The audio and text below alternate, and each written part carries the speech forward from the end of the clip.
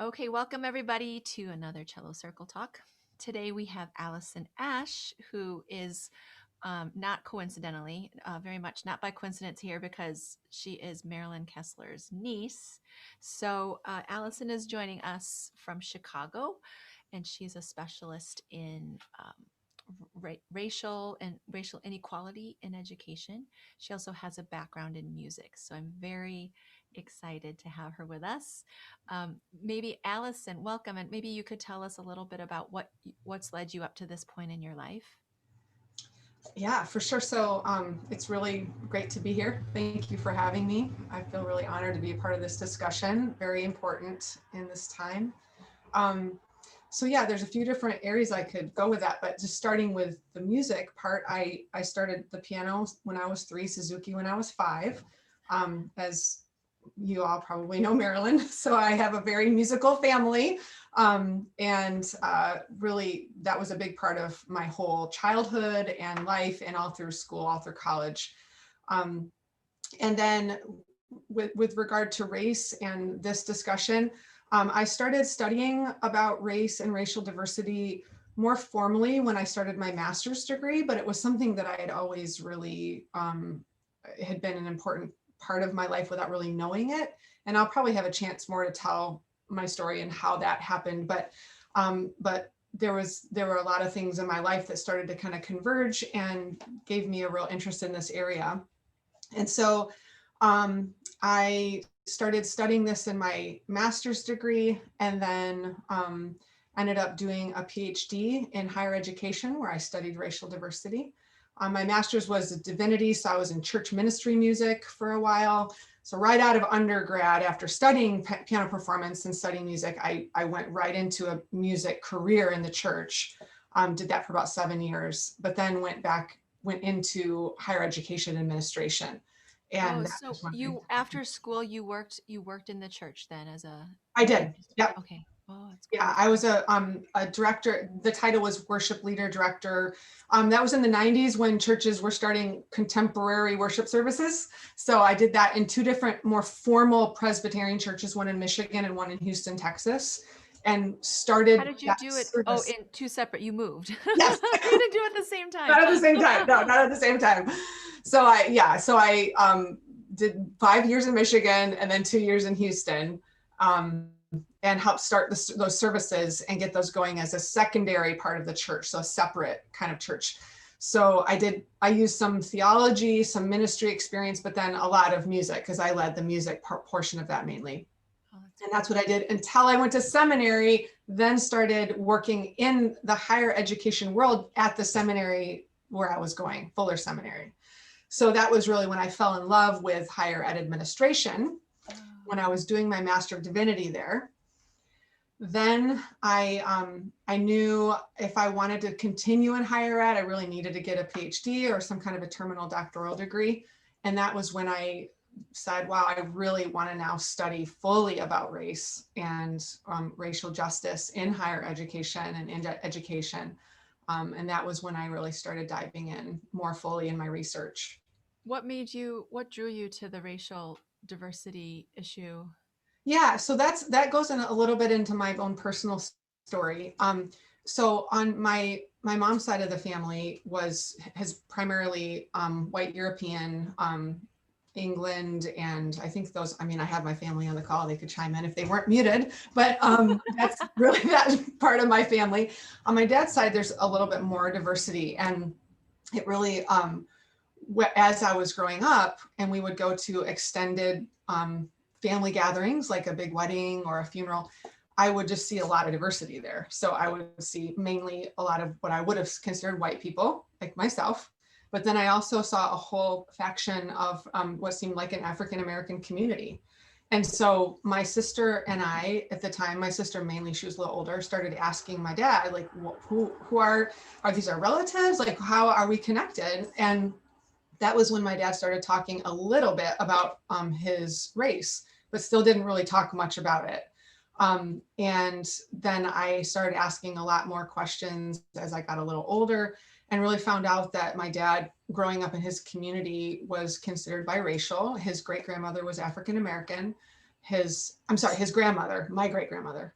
His grandmother was African American. His grandfather was Native American Indian. So my maiden name Goins is Potawatomi Indian. So that's Oh, from my dad's side of the family. So it was kind of like this treasure chest that I opened and was like, I didn't know any of this. And there are reasons behind that. I started then talking to my grandfather's cousins, and just started like kind of gathering all this information. And I started hearing about a lot of stories that really were very specifically about race and racism that wow. just no one ever talked about. So things like my great grandmother was African American, but she was light skinned. Her sisters were darker skinned. And she tended to kind of disassociate from her sisters because she wanted to pass as white and the privileges that went along with that in her community. Right. And so that really kind of split our family to like this side that started marrying white, which I'm like on that branch. And then the other side that were darker skinned that married African American, other races, and really remained what would appear darker skinned. So your And family so, kind of split into yeah, a light-skinned and dark-skinned family, yeah, and the way your associations with the family would be that way, like you'd mostly associate with the family members primarily that were lighter skinned. yeah. And I think it was that back from what I've heard from my family members back in the time of my great grandmother was a very specific choice. And by the time, you get to the tree branch way out here, it's kind of like, I'm just on this branch. I don't even know the other branch. Right. So I just, was a part of that.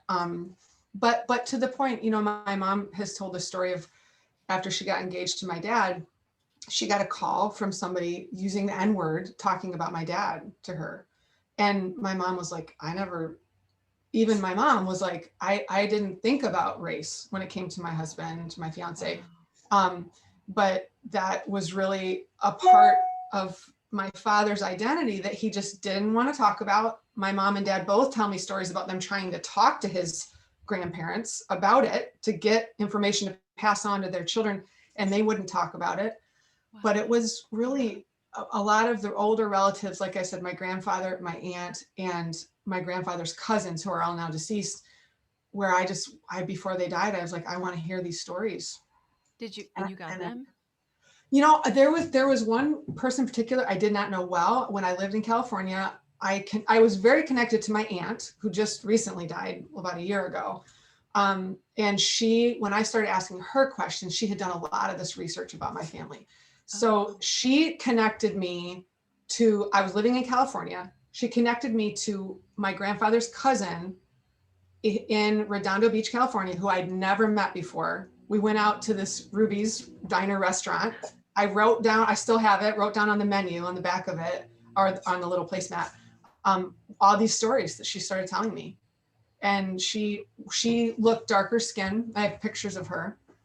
And when I went back to her house, her granddaughter was there, looked probably, if I had seen her on the street and I would have thought, I wonder what she identifies racially, I would have said maybe Native American, like she looked darker skinned. And these are, my cousins. And yeah.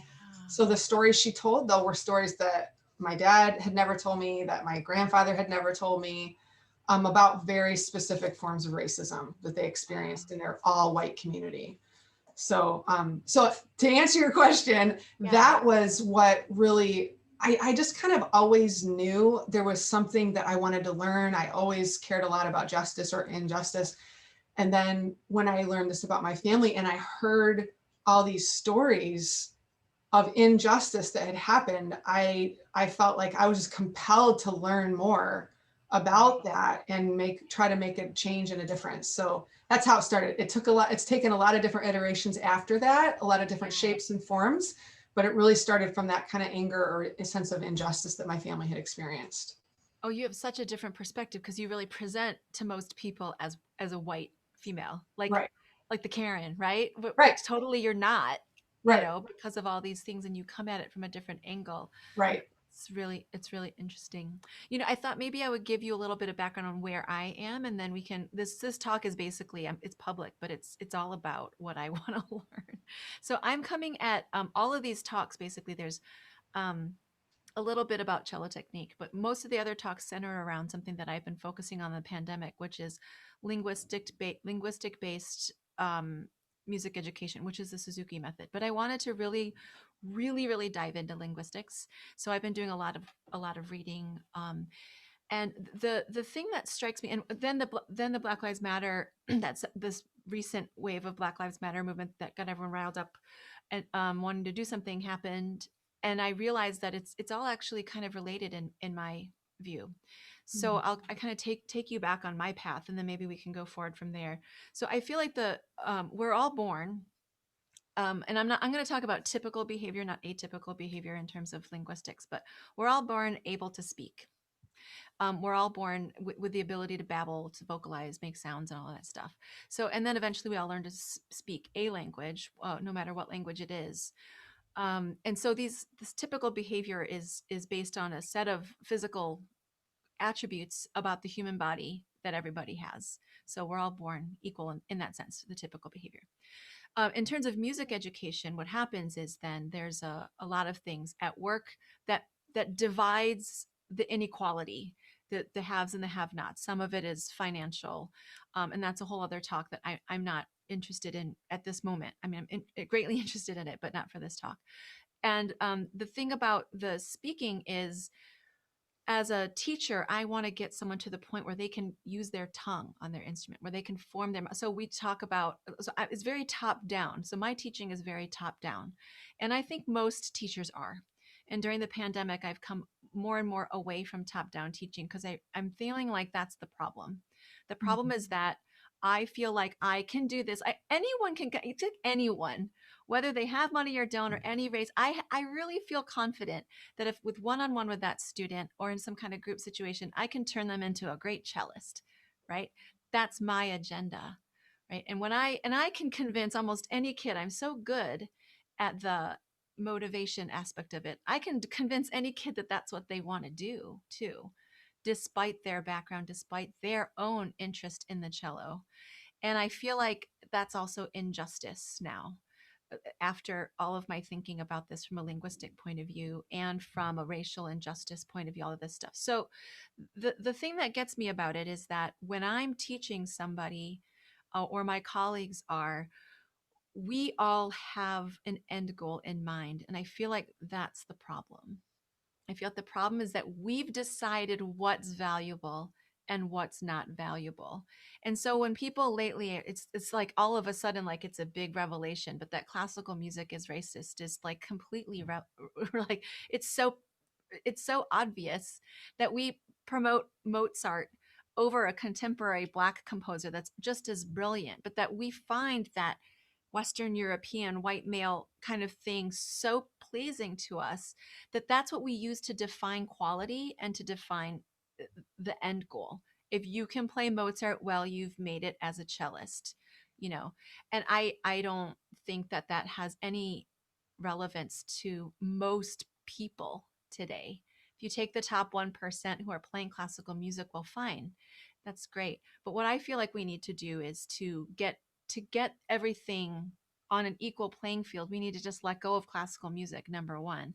But we also need to let go of the idea that I know what's best for you. But the divide I can't marry is that I still need to figure out how to transmit to this student that in order to speak on the cello, if they want to learn the cello, that's a whole other issue. But if they want to speak on the cello, there are certain things that you can do where you'll actually injure yourself physically, which wouldn't have happened with the voice. So so at this point then, in terms of racial inequality, I feel like it's kind of a foregone conclusion to diversify a studio. And to diversify a studio is almost, even to think that way on some level, and this is where I really wonder what you think, to think that diversifying a studio is what's going to be good for, let's say, Black America. Let's just like focus in on Black America, even that, like, or what, if that is a culture of, and I don't want to generalize for a whole you know group of people, but um what came first, the chicken or the egg? Is it that they're not allowed to take part? Is it that classical music is already racist, so they don't feel like taking part? the ones I know who do want to take part often feel racial injustice, and they feel that. I, and is that music, or is that our society that's raging against them? And I can't really, I don't feel like I have the knowledge and the capacity right now to figure out where those divides are. Right, right. That is so interesting, Andrea. And I mean, everything you're saying are things that I've thought about, and that I've done, research about, I've written about. I think the things that you're saying that really resonate with me are this idea of like normativity. So there's a norm, right? So I've done a lot of studying with critical race theory, and What um, is that exactly? critical race theory is essentially the study of power and privilege from the perspective of race in society. So the premise of critical race theory is that I'm going to look at the world through the lens of race and see where are injustices and inequities. Now, there's been some criticism about people using CRT for various reasons, even from the White House. There's been criticism about anything, there will be no federal money for anybody who does anything with critical race theory. So there's been some backlash about it. But really, it's just kind of, what I tell people, critical race theory is like taking a magnifying glass, and the magnifying glass is like a racial lens, and just looking at everything. Like, let me see this from the perspective of race. So in a sense, what even this conversation, what you're doing is you're looking critically at music through the lens of race. So there are a lot of like more formalized theories and concepts that have come out of critical race theory. One of them is the idea of white normativity. And white normativity is the idea that whiteness has been constructed to be the norm, and really has its roots in Western European thought and culture. Right. And so there's this sense of, there's this white normativity that's happening, and that even in the midst of trying to be generous and helpful, if there's this lens of, but the norm and the best is the white European model, even saying I want to help someone can be a form of racism.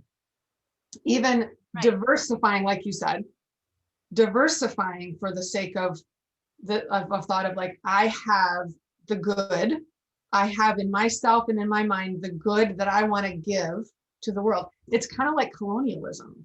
Right.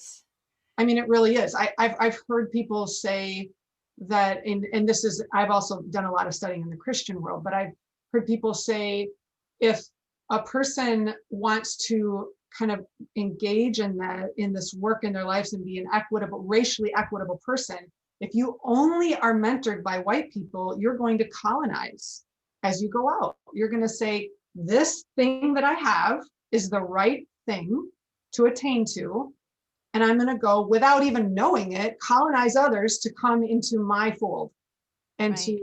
to find the best, which without saying it is implicitly stated the white norm Western European way.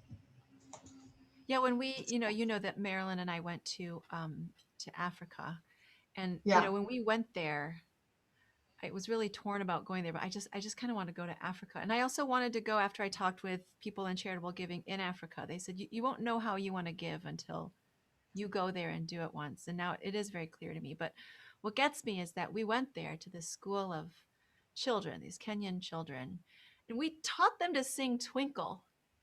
And then we taught them to play Twinkle on their violins. And I thought the whole time I was thinking, why are we doing this? Why are we, in order to play the violin, they're very excited to play, which is excellent, but you have to do it in essentially in this white lens of, you right, have to sing this traditional thing that we do in America and that we do in the West, in Western European, and that's all that they would play. They wouldn't play anything. We didn't go through the trouble of finding out what music is in their folk culture that could possibly be the same exact, finger patterns and all of that stuff. There's stuff in the major tonality there, right? So, right, but that's the same thing, right? Or telling them, here's a potato peeler. Why don't you? And they're like, we want to. want to use a knife. They're like, well, this is faster. Right. Well, but we don't need to save time. We want to be with our friends and cut it with a knife, that whole thing. Right. And really, I mean, what we're talking about, I did a lot of my dissertation on Christianity from a faith perspective. Actually, not even, I shouldn't say faith perspective, from the organized religion of Christianity, and how a lot of the roots of the white European conquest and colonialism, which I'm sure a lot of us know this, but it was rooted in this idea of I'm going to make a better Christian. I'm going to make a better person by Christianizing these lands. And there was really this taxonomy that was created. And I found these original source writings that were talking about how certain races were lighter skinned and smarter and able to become better Christians.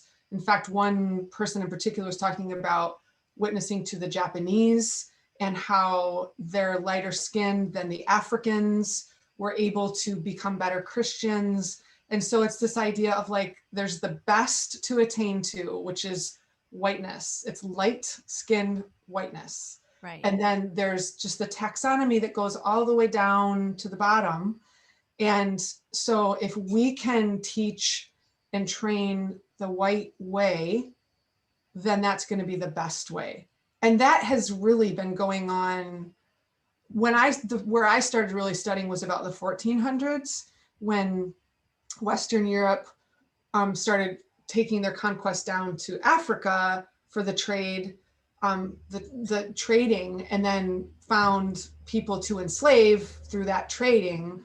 And that's really when I know there were other parts of it before that in history, but that was when really things started going poorly as Yeah. far as race goes. And it was really started in this name of like using, I believe, Christianity as a tool to get the power that they wanted, which ended in this racialized way of seeing what is good, right, and what is bad and not right. Oh, so many questions. So in way back then when you started in that time period that you were studying, so do you feel like that racial inequality, the view of racial inequality from the people who were the colonizers would happen because they thought that they were inherently superior because of their lighter skin, or was it because their worldview was them and anything outside was inherently just lesser? What I think, this is my opinion. I'm sure there would be scholars who disagree or maybe think similarly, just differently. I believe that it was a lot about economic gain. And I think that what I do know, kind of what happened around that time in the 1400s, and especially Portugal, like Western Europe, was that they had been enslaving people in Eastern Europe. So it used to be that a slave was a white person. They didn't say white or not white. They just said, I want to go get a slave in Eastern Europe. Slav, the word Slav, the Slavic, that's how they came up with the word slave. Oh, I had no idea. Yeah, so Slave. were they were enslaving Eastern Europeans. Well, what happened is the Eastern Europeans started fortifying their governments and fortifying their countries to protect themselves from people who were coming in to enslave people.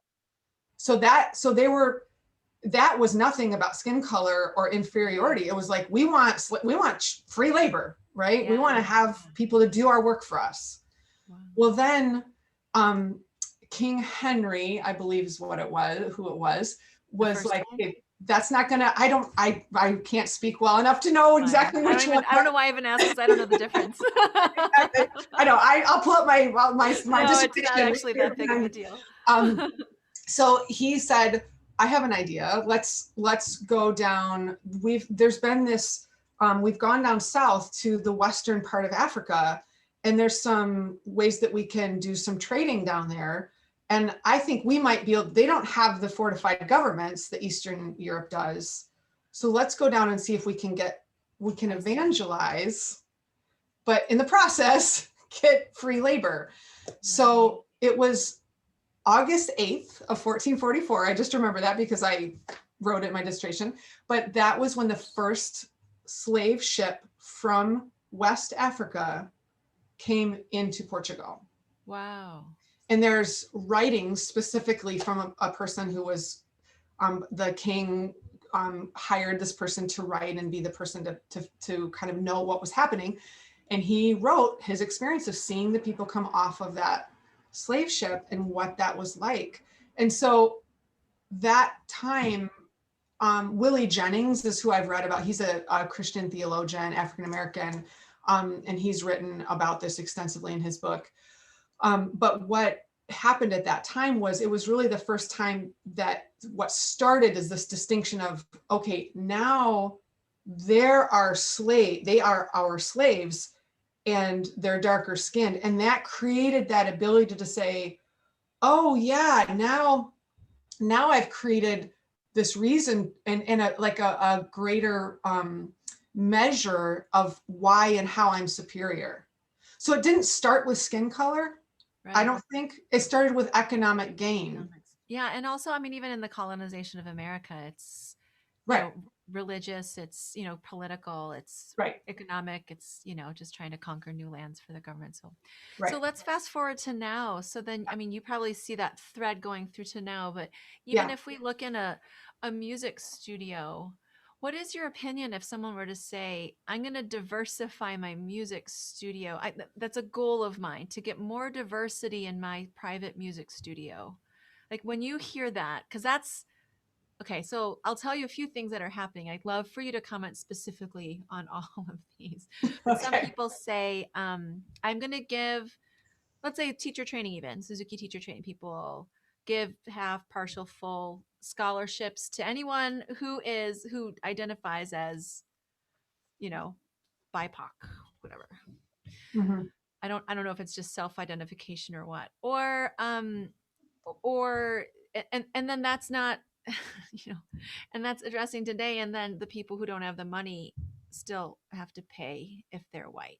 So there's that element too, which again I think is too much to go into in one talk. But there's also the idea of in one studio I'm going to offer free lessons or half price lessons to someone of color, um anyone of color, no matter what your economic status in life, no matter where you are in our caste system.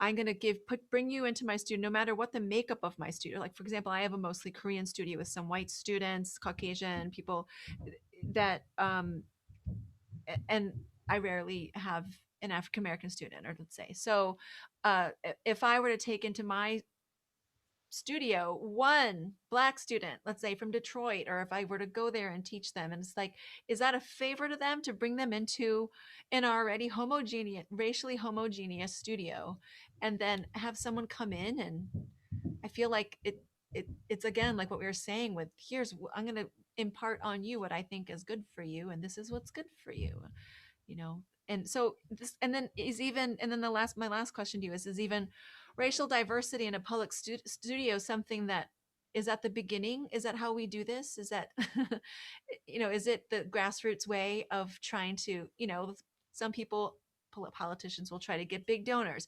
Is this like the donate $5 at a time way of diversifying our country, of making it more of an equal playing ground? I don't even know. I'm so curious. I don't even know what Yeah. I'm asking half the time. No, that is great. I think I would start by saying, and this is where personally, when I started my research, I was saying, let me figure out how to diversify, get greater racial diversity in higher education. That's what I was studying. Um, I don't really, that's not my goal anymore. I think that is an eventual hopeful outcome of equitable systems. But I think there's a difference between diversity and equity. Okay, so you can have an extremely diverse institution, organization, entity that is extremely inequitable. Ah, I mean, just look at South Africa, and if you look at a government that you can say you can have the power be completely white and the people be non-white and there's a lot of diversity there, but right, that doesn't mean it's equitable. right. So I think one of the problems that we have is that we think that racial injustice can be addressed by diversifying. So Yeah. we think that if I give people an opportunity to come into my world, then that will help solve the problem of racial injustice. So it's more like like these are band-aid solutions. I don't even think they're band-aids. I think they become part of the problem. So This I think okay, right. I think sometimes they can be even more wounds. And there's a person, his name is Resma Manikim, and he has done some work. He actually is a psychologist, has done work in trauma. He's a Black psychologist. He goes so far as to say um, that there is such thing called racial trauma, and he believes that he bifurcates Black racial trauma and white racial trauma, and he doesn't necessarily go into other races, but he's kind of talking about these two sides of the coin. And he says that Black racial trauma we see in the news, we see on videos, that we kind of can understand that a little bit. But white racial trauma, that's the trauma that happens. He said, when I look at a picture of a white boy in 1955 standing next to his father, looking up at a man who's being lynched and smiling, that white boy has just been racially traumatized. Ah, And he ah, has been traumatized to believe that he is superior and that there is a right way and it's his way, and the white way in a sense. So this person, Resma Manikin, Dr. Manikin, goes so far to say, white people, we don't need you to come in and fix the Black community. We need you to fix yourselves. We need you to get in touch and understand yourselves, what your culture is, that you have a culture, what that is, and how you heal from the supremacy that's in your body and in your mind. right, And right. so that's a kind of a bigger, broader way to look at the questions you're asking, because I know there are then specific questions. Well, then do I invite, what do I do with the scholarship? Do I give a scholarship to a Black student who wants to come in and learn the cello? Right, Right. right. So I think what I would say to that is that I would say, I think we have to say, what is the problem? So what's the problem that we're trying to fix? Yeah, well, so what is it? Yeah. And Isn't I would that like say, isn't that the million-dollar question, yeah. right? And I would say if the problem is a lack of access to resources, to equity, to equitable systems, then I think the way that I believe an answer is empowering, allowing others to take the stage, allowing others to lead the way. Um, and I think that can happen when I say structural or compositional diversity. What I mean by that is just the amount of diversity that is a certain place. So different races compared to each other. So compositional diversity would be a high diversity among people. So I think what can happen by simply raising compositional diversity. So let's say in your studio, how many students do you have right now? Like, 15. okay, let's say you have 15 students, and let's say you had there were 8 of them that were African American. Let's say you kind of slowly grew to that stage. I think what I have seen personally happen in institutions and organizations when there's a compositional diversity that increases, is then there's a collective voice that people feel safe and comfortable to say, this, yeah, I do want part of this, but there's a whole section of this that is so discriminatory and racist, and I'm going to speak out about it now. So I think giving voice and people who have traditionally been in the positions of power and leadership, letting those go and saying, okay, I might not have all the answers. I need to learn from somebody who does, from a culture, a perspective, from someone that I maybe don't even understand. And so if I'm going to, talk about racial diversity and equity, I'm going to step aside and let someone come in who really understands and knows more about it than I do, even if it means that my way of doing things has to change. So, I'm a teacher trainer as well as a teacher of kids. So where I'm going, and because I have the ability to, where I go with this is, um, I, I, I almost, and I'm not judging people who do this, but for myself, I kind of cringe at the idea of trying to bring into my studio an artificial diversity that wouldn't have happened anyways. Because whether I know it or not, I'm I have my circle, right? And I don't know where that extends, and it's not like a tight boundary. But to bring someone in artificially seems like a disservice to that individual and Right. also to what the goal is that I'm trying to get to.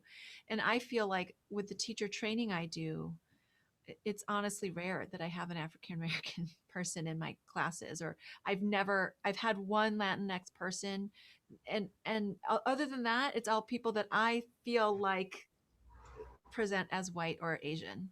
Right. So there's a side of me too that thinks, okay, I'm going to, and I currently am giving scholarships to those teachers, because then I feel like they can take that money. I feel like a lot of it's also resources. So you can take that money, a scholarship money, and put it towards your own education of what you want to do with your pedagogy and how Right. you want to present that to the kids in that are in your circles then. Right. And so we're not going to force these circles to intermerge, but rather strengthen that circle within itself. Like these individual teachers can strengthen their circles. It doesn't necessarily um, do anything to what I'm doing. It doesn't affect my world, right? And I Right. wonder if that's, first of all, also a problem. But the other thing is that then these are the people that are already choosing classical Right. music, right? Because that's the thing, is that if I decide and go into, let's say, Ypsilanti, right, which has more African Americans than Ann Arbor does, and go into a school and just say, I'm gonna try to recruit students, and I do a song and dance, and they're charmed by my song and dance. They come in already. That's me telling them, well, this is what you should be doing, but Right. you're just charmed by my personality, Right.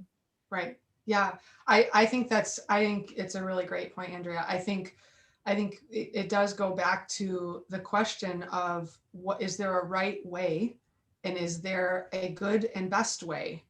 And I think when we answer that question, I mean, I love what you're saying about giving money to people to do what they think is right for their community and their culture.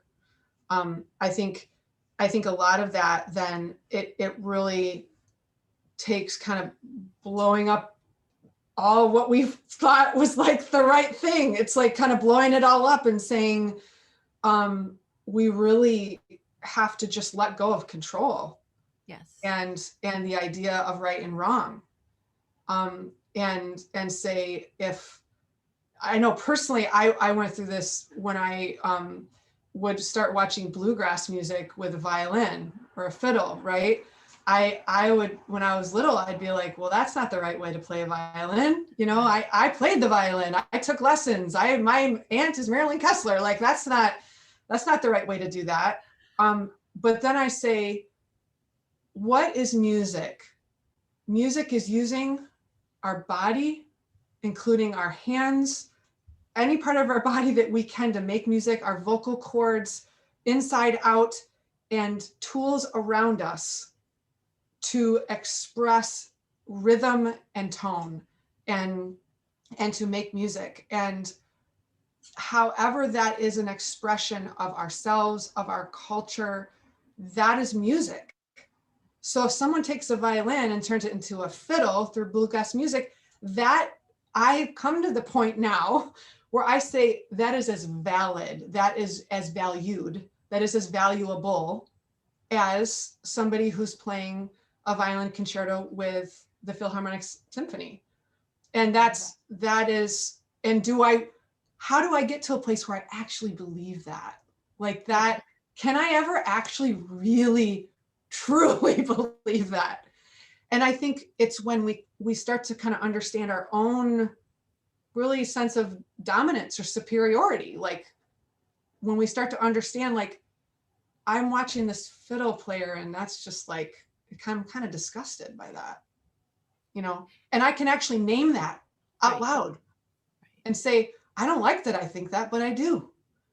And so how do I say, if I can say an expression of music is an expression of music and has value, then I think saying, giving money and scholarship to somebody who is now using it for their own community and their own expression. Um, what I'm saying raises all sorts of questions about, like you said, technique, and that gets to the question that you're asking. You can actually physically hurt yourself if you're doing things. I mean, I studied the piano, and if I start playing the piano, like this, I'm going to get tendonitis in my wrists. And, I'm the first person to say, use good form. So I don't have all the answers. I think there's still a lot of confusion around it, but I do know that I don't have all the answers. And Right. the answers I think that I used to have are not my answers anymore. Listening to you, I almost think that, like, given what you said about we need to look within ourselves to equalize the playing fields, right? So if we can decide, if we can really see where we're placing ourselves and our needs above others, rather than it's just different. I have different ideas about how the world works and what's valuable and what's valued and all of that stuff. And almost maybe with what work we, because I think that what a lot of string teachers or my fellow teachers feel like these days is we want to do something to fix the problem, Right. obviously. And I think even I don't feel like for myself that the answer is, like I said, bringing in someone from another community into my community. I think almost if we can view it as, when I teach the students that are in front of me, no matter how what their backgrounds are, let's say I have an all white male studio, that's okay. But what I need to start doing is showing them that the value isn't just this one thing, that when we touch each other with the lens, with this racial lens of trying to get some kind of equality, even on the small level, that we can, um, especially working with children, that and even just specifically working through music lessons, that when they want to play Star Wars, or when they want to play the latest meme from the internet, that we don't say to them, well, this classical music is more valuable than your view of what the meme is That's right. valued. So Right. that valueification, that you know insistence on what is valuable and Yes. labeling what is valuable is different. And I just, especially the more I teach, I can't, now that I've changed the way I look at this a little bit, it's so hard for me to teach my lessons right now, because I feel like I really need to change the canon of music that I'm Right. pulling from. That I Yes. need a bunch of, instead of teaching lightly row, I need to have 50 pieces at a parallel level. So, which is impossible. It's like, what I'm asking is 50 pieces at the next Song of the Wind level, and 50 pieces at the next Right. two level for every song. Right. For introduction of this one skill, it could be the latest meme that's coming out now, but how are Right. we going to do that, right? But that would be the ideal. And I Right. think even as a group of teachers, we could do that if we just use the internet and for good, and create a Yeah. database. Lightly row skills are these. Here are Yes. all the songs that I found, and why don't you post your songs too? Absolutely. I love that idea. I think and when we're teaching a child, this is what I think, teaching them the history behind the song or behind the piece of music, Right. saying um this is a piece of music that is from Western Europe. This is one form of music. Where did this meme come from? Well, this was techno. This is actually music that was created by a computer. How is it different than the music that was created by Mozart? Let's talk about that. And there's value in both. Now, personally, I like this. I prefer this sound. What do you like better? Right. And actually train people that white Western Europe is a way. It is a form. It is one form of music. I know one of the transformations I've had, even probably in the last year, as I've kind of been even exploring my own musician self as a musician again, is saying, so like, how come a Tom Petty, who is a singer, a modern, well, it's all relative, but is a singer, songwriter, more in the rock genre. Um, how come some people really love his voice And some people really hate his voice and would say that he does not sing well. And for those of you who haven't heard his music, just, go on Spotify or Google it or something and listen. Or let's say you take Tom Petty and a classical opera, like beautiful opera singer, and you say, here's one, he's straining his voice. He's like, kind of using nasal, even to do it. He has to like turn his neck. How could that be the right way, right? And this opera singer who's like, just beautiful, rich sound. I think what I've really started, and this has really been in the last year, I've started saying, there's something that is so beautiful about a Tom Petty who's saying, I am offering me, right. Yeah. myself. This is my voice. This is not a voice that I've necessarily tried to find the objective good. This is the voice that I have found in me that I am now giving to people. So I think the reason people love his music is because they're seeing him. Right. And when I listened to what I did the other day, this is probably a year ago, and I told Marilyn about this, I decided to listen to a cello piece and just Google the piece. I don't even remember what it was now. Maybe it was Ave Maria, a real piece that you'd hear. And I searched it on Spotify, and I listened to about, I'm sorry, I listened to about maybe 6 to 7 different cellists play it. And when I listened to Yo-Yo Ma, I just started to cry. And the reason is because he was inside of the music. Right. I could hear him breathing. I could hear his bow. I could almost hear his hand go through the air. Like it was like this piece, I could hear him in the music. And the other cellists were okay, but it was a different kind of sound when I heard him. And so that's what I think, Andrea, when I think about how do we teach our music students how to bring themselves into the studio and into their music, whether that's Mozart or whether that's a meme. Yeah, right. Oh my gosh, this is so great. I think that what we should do is see if anyone wants to come on and ask any questions. Would you be okay with That that? would be great. Yep, that would be Yeah, terrific. if any of you want to join us and talk with Allison about anything that's going through your mind, I'm sure that there are people who are thinking other things too, but so you're welcome to come on at any time and chime in. Yeah, I love that idea of that self. My brain goes in so many ways. It just feel it, and it's almost overwhelming, the idea of, well, in order for me to do this, I have to let go of so many things that I've worked at doing. And going through music school was the pinnacle of prioritizing the Dvorak concerto. And then for so many years of my teaching career, thinking I'm going to make it possible for you to play this great concerto. And having that, and slowly over the last 15 or 20 years, I've been breaking that down, but especially having time to think about it during this virus has been really amazing, actually, to Right. really be able to introspect and say, well, where is that coming from? As the rioting Yeah. now has toned down, and I feel like, like the Suzuki Journal is all, it's like a face, it's all black, basically, or Latinx, I think. I haven't even read it yet, but the cover is a beautiful, like, just mosaic of black faces called people of color, and the people writing the articles all. But then I think, well, what about in 5 years? Right. Is that gonna be like that in 5 years? And it has to start somewhere, right? And I Mm-hmm. just wonder, what about what we're doing is going to stick? Right. What are we going to find that really works? Right. Right. Yeah. Do you have any like blanket advice for a studio teacher, given what we've been talking about? Yeah, I mean, I think a lot of what you're saying, Andrea, is great. I think what I would say is that doing this work about understanding how to work toward racial justice is as much about looking in the mirror as it is looking out the window. So, when I started doing my research, like I said, my research started with students of color who were struggling at universities.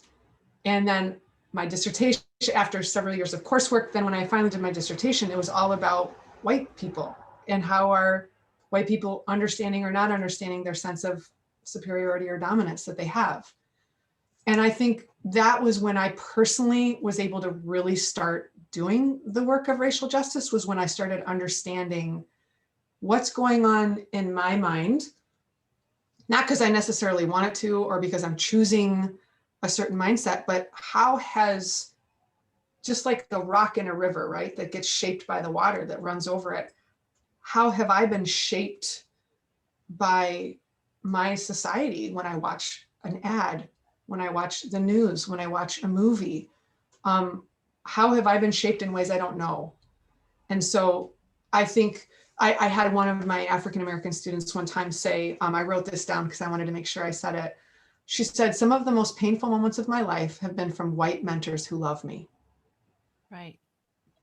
And she said, that's because they don't know their own sense of dominance. And they say things to me that are so hurtful, that are from the lens of a white normativity. They don't even realize how much they're hurting me when they're saying it. Right. So I think about that person. If they said, how can I help? What should I do? I would say, let's read history, read about why has our country, why is this even happening now? Understand what it means to be white, to be Asian, to be Latinx, to be under, gain a greater understanding of our own sense of race and Right. how supremacy, dominance, privilege has been such a salient part of that history. And how Right. are we unknowingly bringing that into our private studio? Yeah, absolutely. Do you put a lot of weight into something like it's hard to even say, like diversity training? People are really into the diversity training, or do you have something? What are your thoughts on it, or what would you recommend on that line? Yeah, I do. I think it depends. I think there's a difference between kind of like tolerance training or that than actual like deeper diversity work. Um, I should have had these things on the tip of my head before. I'm blanking on this. There's an inventory, intercultural development, IDI. That's what it is. Intercultural development inventory. Okay. That is a really helpful tool. What it does is I don't think it's there are things about it that I don't know is like completely, but I think it's a good starting point. And what it does is it measures where you are in your own multicultural awareness and competency and where you think you are. So it's the divide between, oh yeah, I totally know about this stuff, that typically people score a lot higher in that scale. And then it also tells you where you actually are. So Nice. that's a good place to start. Just Yeah. understanding what's like kind of where's my starting point? Where am I right now? I think that would be a really great tool. I wrote a book called White Jesus, the architecture of racism. I think it's in my bio. Okay. And that book has a chapter on music, Oh, and it has a cool. chapter on worship music and evangelism and how music was used, whiteness was used in music to evangelize. So I think that's a helpful tool as well. I wrote parts of that chapter. Right. Um, and then I think just any reading that we can do about history is helpful as well. Oh, Yeah. that's great. I'm just going to put in the chat a couple of things we've talked about, just very few things, just in case you see that. That's what for other people, especially people that came in. Um, oh, that's great. Christy just was saying that in the chat to me that her school is doing IDI this year, Oh, which good. is cool. I'd Wonderful. never heard of that, so I'm really excited to look into that. And Yeah. actually, Christy, I'd love for you to tell us how that's going. Um, there's so much to talk about. I feel like I'm pretty good, but I want to extend the invitation again to anyone who's listening to chime in and ask questions. Um, Allison, there's so much to unpack, There is. There really but is. We can I'm talk really about. excited about the things that you've said, because then I can go look at those things and do some more reading. And are there any other books through this like idea of like studio music teacher that you feel like would be really relevant for us to read? I think I mean, there are really bigger historical books. Ibram Kendi, you might have heard his name. He's, I think he wrote a book recently. I haven't read this one, but How to Be an Anti-Racist. Yeah. He also wrote the book. I think I have it up here somewhere. Stamped from the beginning. In fact, let me just grab it. Oh yeah, sure. It's this book here. That's a great book. Oh, great.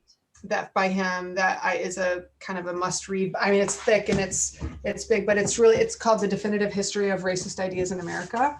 Okay. So I don't necessarily have any books specifically about the music studio and race, but I know the chapter that I haven't read a lot. Actually, people write about music. I'm sure there are books that I don't know, but the chapter that in my book I think would be helpful to people. That's great. That's really, really great. Oh, Garth, did you have something you wanted to say?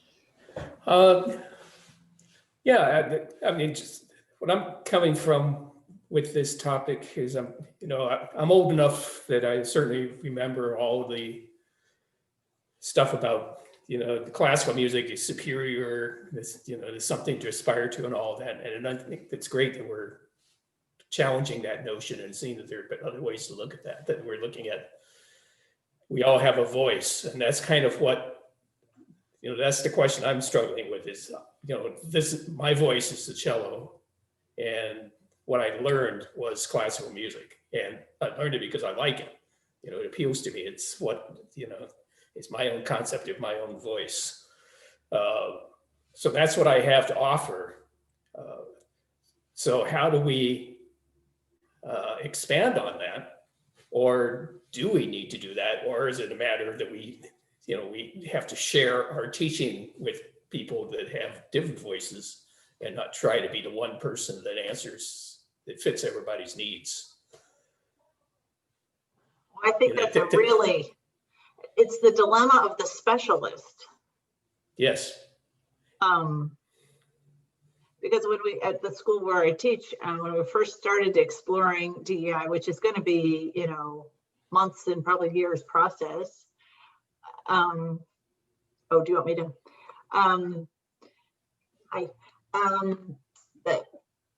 My first, this just shows where I was,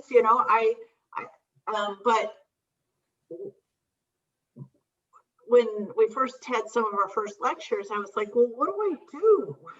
Because I've spent decades of my life, I've given my life to learning how to play the cello and to teach classical music. This is what I do. And I was comforted a little bit because there was a gal in my breakout group that said, who comes from a mixed race background. She said, there's no place for shame. You don't need to go there. You don't need to go to guilt and shame. You can play that concerto great. Good for you. And we're not saying that is a bad thing, that you've studied and gotten good at something. It's more that you having a posture of knowing that that's not the only thing, and looking for ways in which you can explore music of other genres and maybe some less celebrated composers that are people of color that just because of different prejudices or what have you have not been put to the fore in the canon, but their music is beautiful and wonderful, and worthy of study. So I just appreciated her words because I guess I needed to hear that. It's like, well, I want a just society, and I've just given my whole life to doing this one thing. So, and I'll also say there's a woman who's doing an online class, Andrea. I don't know if you've seen this advertised on Black classical composers, and she's done a ton of research, and that's been a fabulous class. I've learned a ton, not just good music, but also it's opened my eyes about these individual people who are in my field, what has been their experience because of the color of their skin and their racial heritage, and skilled with a voice, people who wanted to, who saw classical music as their voice, and yet had more difficulty perhaps, or different difficulties than just a white person in the institutions. So there, I've been thinking about this stuff a lot, but I'm very early in my growth, I think. That's great. Thank you. Garth, did you feel like you wanted to ask Allison anything in particular for her to address of what you said? Well, I think that is it. How you deal with as a specialist, how do you deal with there's so many voices out there, or so many people out there that all need to have their own. So how do you go about making sure that you're not just promulgating what's been done forever and ever just because that's the way it was, but at the same time dealing with the fact that we all have limits. We can't be infinitely knowing to everyone. So I guess the practicality behind it. Yeah, I think Garth, that's a really good question. And I think what Christy said is really helpful. I think not being shameful about who we are. And this is the music that I love. This is what I have spent my life doing. And when there are opportunities that come across my desk, or for me to learn and grow about other people who have equally valuable expressions, I will listen to them. I will learn from them. I will introduce them to my students. And really having that mindset. I loved how Christy said it, that having a mindset and a posture that my way is not necessarily the right way or the best way. But yeah, learning about, in the world of visual arts, we would say learn about artists that are from all different kinds of art forms. From music, it's learning Black classical musicians, other people from other races of other styles of music, not necessarily saying, I'm going to go listen to this when I'm in my car. It's not bad that you want to put on a classical music station when you're driving in your car. Like, that's what you like. But I think it's that posture of, this is one way. And when I actually have the ability to teach others and train others and show people the ways of music, I'm going to have that posture that Christy is saying, which is, I love this, and this is one way. And there are a lot of other people who don't like this, and that's okay too. And this is what they like. And this is where their beauty really shines for people to see. And that's just as right or good as my way. Okay, thank you. Allison. And thanks, Garth. Is there anyone else that wants to ask anything before we leave it here? Well, Allison, thank you so much for being here. I might ask you to stay on just for a couple minutes in case people want to ask questions not recorded. Sure. Yep. So I'll stop the recording here, but thank you so much. Yeah, thank you for having me. This has been really great. Thanks, I appreciate it. Really, really great. Thanks.